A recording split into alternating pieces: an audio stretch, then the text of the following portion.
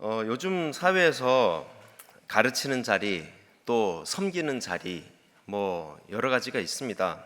그런데 참 그 자리가 요즘은 참 힘든 자리가 되어버렸습니다. 예전에는 가르치는 자리, 또 그런 섬기는 자리가 조금 이렇게 사랑도 받고 또 존대도 받고 했는데 요즘은 그렇지 않습니다. 한때는 스승님의 그림자도 밟지 않았죠. 그래서 뭐 저도 저기 어떻게 보면 이제 국민학교 세대인데 음, 국민학교 국민학교 졸업했어요. 그래서 초등학교는 전 다니지 않았고요. 그래서 그 예전에 그게 보면은 아이들이 말 안 들으면 이렇게 두드려 패고 그렇게 했지 않습니까, 그렇죠? 그래서 엎드려 뻗쳐 그래가지고 두드려 패고 똥 쌀 때까지 패고 그랬었는데 시발 그런 장면 많이 봤지 않습니까? 그런데 요즘은 그렇게 했다가는 정말 큰일 납니다. 인생이 한순간에 망가지고 그 가정까지도 그 사돈의 팔촌까지도 아마 신상이 다 털릴 거예요. 학교에서 학생이 교사를 무시하고 또 심지어는 어떻습니까? 폭언과 폭행까지 서슴지 않는 그런 심각한 시대가 되어버렸습니다.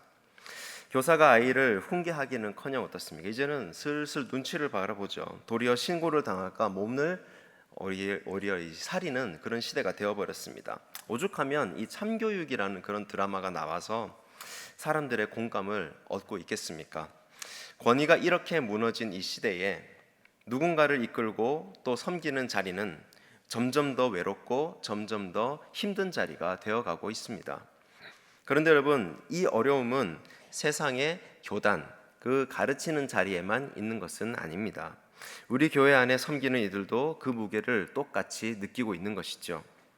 주일학교 교사만 그런 것은 아닙니다. 집사, 권사, 장로, 직분을 맡은 모든 사람들이 다 똑같습니다. 그 분들 입에서 다들 그런 말이 나오죠. 예전과 같지 않네라고 그렇게 나옵니다. 그 밑에 세대에서도 예전과 같지 않네. 그 밑에 세대에서 예전과 같지 않네. 이걸 다 바라보고 있는 저는 어디다가 초점을 맞출지 모르겠어요. 교회를 섬기는 여러분 모두 다 마찬가지죠. 한 영혼을 품고 또 기도하고 그리고 낮은 자리에서 섬기고 사람들을 돌보는 그 일이 결코 쉬운 일은 아닙니다. 마치 아이를 한 명 양육하는 것과 똑같은 것이죠. 새 가족이 온다 그러면 우리 이 목장의 새 가족을 더욱더 믿음의 자리에서 잘 양육하기 위해서 계속해서 연락하고 또 많이 마음이 상하고 그렇지 않습니까? 그럴 때마다 많이 대화도 나누고 그렇습니다. 이런 것들은 섬겨도 표가 나지 않습니다. 수고해도 알아주는 이가 없을 때도 많습니다. 때로는 상처받을 때도 있습니다. 때로는 이렇게까지 해야 하나라는 그런 마음이 들 때도 있습니다. 특별히 지금은 여름 사역이 시작되었죠. 유초등부, 또 영유치부, 중고등부, 또 청년부에 이르기까지 여름 성경학교와 수양회로 인해서 참 바쁩니다. 오늘은 이 어와나 여름 성경 이 캠프가 있는 이제 날이거든요. 그래서 뭐 시작되는 것은 이제 목요일부터 시작이 되지만 이제 새로 선생님들이 이제 와서 한국에 와서 그 외국인 선생님들이잖아요. 그래가지고 이제 부장 선생님들하고 여러 선생님들 또 교역자가 함께 식사도 같이 하면서 또 얼굴을 또 트는 그런 시간을 가졌는 걸로 알고 있습니다. 그런 것들이 참 어떻게 보면 여러분들도 잘 모르고 계시는 거죠. 우리 교회에 이런 소식들이 있지만 우리는 또 어떤 부분에서는 모르고 어떤 부분들은 잘 알고 그렇게 살아가고 있습니다. 드러나지 않는 부분들이 바로 이런 부분이죠. 교사들만이 아니라 그 뒤에서 기도로 후원하고 물질로 섬기는 온 성도의 수고가 더욱더 무거워지는 그런 계절이기도 합니다. 오늘 이 말씀은 각자의 자리에 지쳐있는 바로 우리에게 꼭 필요한 말씀이기도 합니다.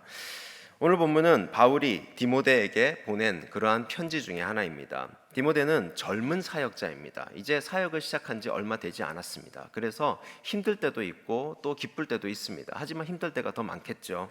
그런데 이 디모데가 지금 어떻습니까? 조금 많이 지쳐 있는 듯 보입니다.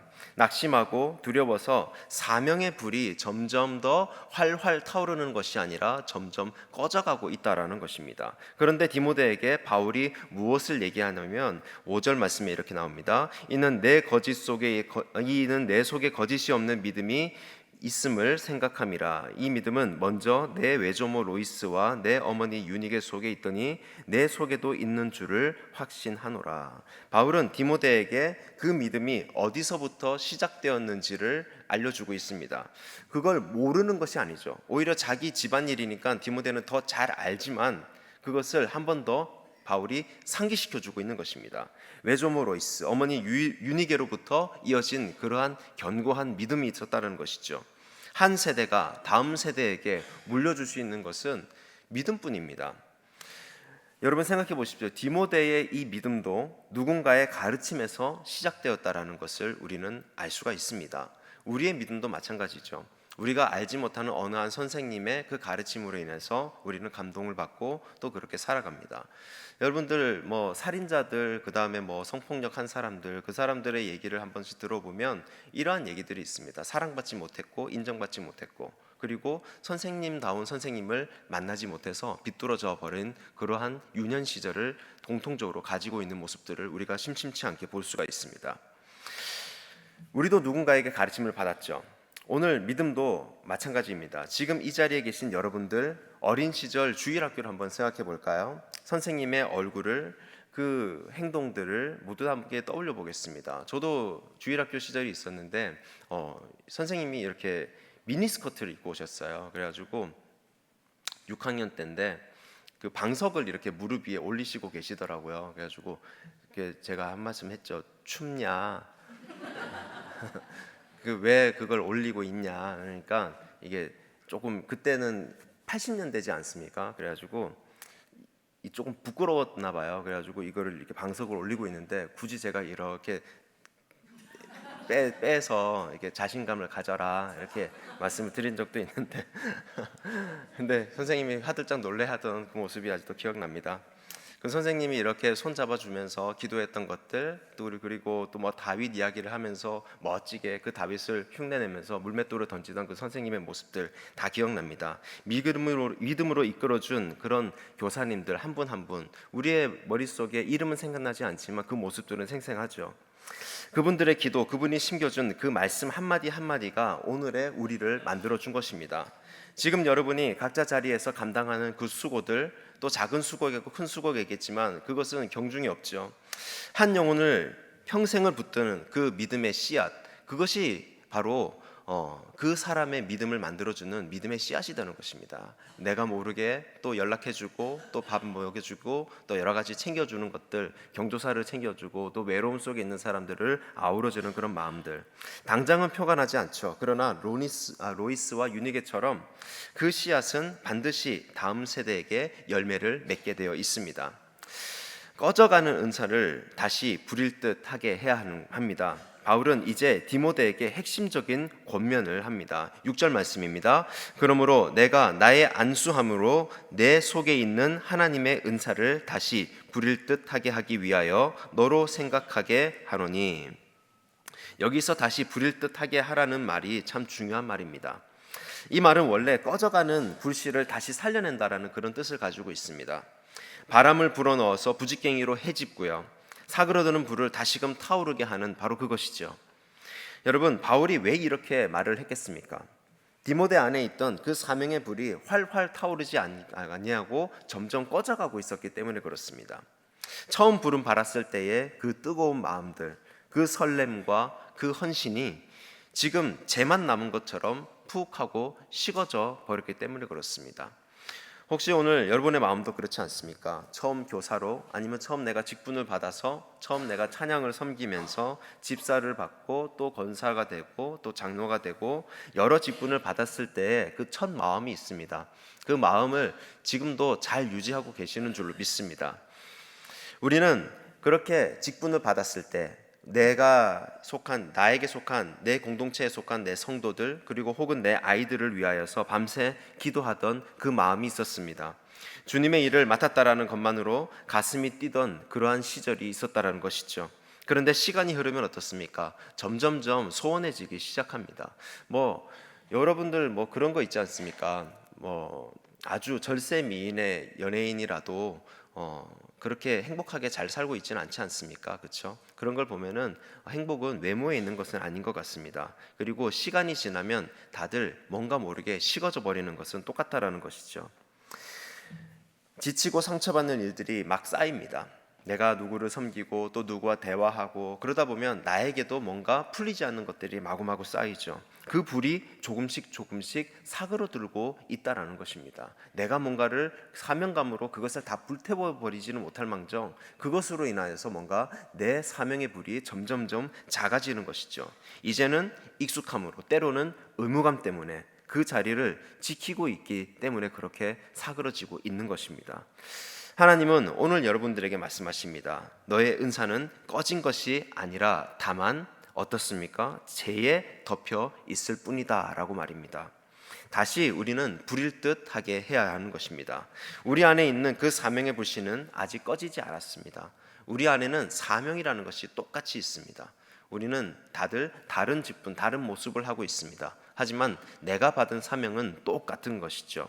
주님께서 다시 그 불을 살리시기를 원하십니다. 그렇다면 우리는 무엇으로 그 불을 살릴 수 있을까? 내 열심으로는, 내 노력으로는 절대 되지 않죠. 내 각오도 거기에는 포함되지가 않습니다. 바울은 그 답을 7절에서 말합니다. 7절입니다. 우리 함께 합독하도록 하겠습니다. 하나님이 우리에게 주신 것은 두려워하는 마음이 아니요 오직 능력과 사랑과 절제하는 마음이니. 아멘. 우리가 다 섬기다가 지쳐버리는 그 이유가 무엇이냐면 바로 두려움 때문에 그렇습니다. 두려움. 어떻게 하지? 내가 이대로 잘 할 수 있을까? 이 아이가, 나에게 속한 이 성도님이 정말 변할 수 있을까? 괜히 내가 나섰다가 상처만 받고 괜히 말만 도는 거 아닐까? 그 두려움이 우리의 사명을 짓누르기 시작한다라는 것이죠. 그런데 바울은 분명히 말합니다. 하나님이 주신 것은 두려워하는 마음이 아니다라고 말입니다. 하나님이 주신 것은 세 가지입니다. 먼저는 능력입니다. 내 힘이 아니라 하나님의 능력으로 그것을 감당해야 한다라는 것이죠. 내 힘으로 하려고 그러니까 당연히 두렵죠. 당연히 안 되죠. 그러니까 불이 활활 타오르지 못하고 점점점 꺼져버립니다. 다음은 사랑입니다. 한 영혼을 향한 하나님의 사랑이 그 안에 부어지는 것입니다. 마지막은 절제입니다. 지치고 상처받는 그 순간에도 끝까지 자기를 지키는 힘, 그것이 바로 절제이죠. 여러분, 사람을 변화시키는 것은 결국 무엇이겠습니까? 화려한 프로그램? 아니면 어떤 목사님의 화려한 말솜씨? 섬기는 자 한 사람 안에 있는 하나님의 능력 그리고 그 사랑인 줄로 믿습니다. 일주일에 단 한 번 만나는 그 아이가 오랫동안 마음의 문을 닫았던 그 성도님이 누군가의 눈빛에서 진실한 사랑을 비로소 느낄 때에 비로소 마음의 문이 활짝 열리게 되는 것입니다. 과연 이 아이가 나에게 마음을 줄까? 과연 이 아이가 나와 함께 소통을 할 수 있을까? 우리는 알 수 없죠. 그런데 그 아이는 나도 모르는 사이에 나에게 마음의 문을 열고 나에게 손짓하고 손을 내밀고 있는 것입니다. 사랑하는 성도 여러분, 오늘 말씀을 세 가지로 정리해 보도록 하겠습니다. 첫 번째로 우리의 시작을 우리는 기억해야 합니다. 로이스와 유니게처럼 우리의 수고는 다음 세대에게 반드시 열매를 맺게 하는 그런 믿음의 씨앗이 된다는 것을 반드시 기억하시기 바랍니다. 두 번째로 꺼져가는 은사를 우리는 다시 부릴 듯 해야 하는 것입니다.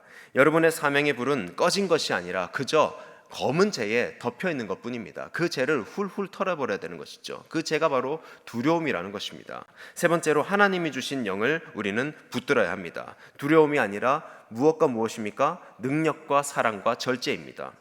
이 여름을 능력과 사랑과 절제로서 감당하시길 바랍니다. 세상은 지금 섬기는 자를 무시하고 또 지금 섬기는 자를 낮추는 시대입니다. 점점점 사역자의 수가 줄어들고 있습니다. 제가 입학을 했을 때에 어떤 목사님이 그런 말씀하셨습니다. 그분도 이제 교수님이었죠.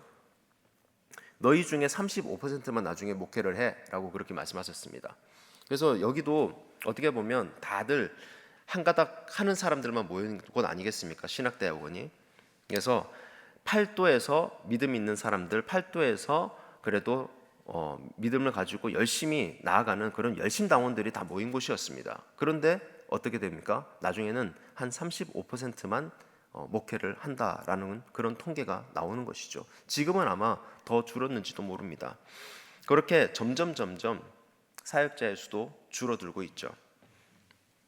그런 것처럼 한 영혼을 섬기고 한 영혼을 살리는 그 섬기는 자리, 그것이 점점 줄어들고 있습니다. 그래서 교사의 자리도 줄어들고 있고, 그리고 목자의 자리도 점점점 줄어들고 있는 것이죠. 그것이 귀하다고 생각을 하지 못하고 있기 때문에 그렇습니다. 내가 누군가를 살릴 수 있는데, 내가 이 교회를 나의 힘으로 인해서 불을 지필 수 있는 것인데, 내가 내 두려움으로, 내 능력으로 자꾸 그걸 하려니 안 되는 것이에요. 그래서 하나님의 능력으로, 하나님이 주신 귀한 사랑으로, 그리고 나를 절제하는 그 절제로서 이 모든 것을 행해야 한다라는 것이죠. 한 영혼을 주님께로 인도하는 일보다 더 값진 일은 이 세상에 없습니다. 교사의 자리든 집사와 권사와 장로의 자리이든 우리 모두는 주님께 부르받은 그런 똑같은 사명자입니다. 이 여름 지치고 힘든 마음에 다시 불을 붙이시기 바랍니다. 여러분의 이 각자 자리, 여러분이 있는 그 각자의 자리에서 그 한 알의 믿음의 씨앗이 심겨질 때 한 영혼의 생명을 키우고 또 한 영혼을 살리는 그런 멋진 믿음의 귀한 사명이 된다라는 것입니다. 그런 믿음의 뿌리가 된다라는 것이죠. 이 은혜가 우리 모두에게 임하여야 합니다. 이 여름 각자가 맡은 사역들이 다 많습니다. 그래서 사역자들끼리도 대화가 많이 줄어드는 시점이 바로 이 여름의 시점이죠. 그래서 서로 바쁘고 서로 긴장해 있기 때문에 서로의 대화가 점점 없어집니다.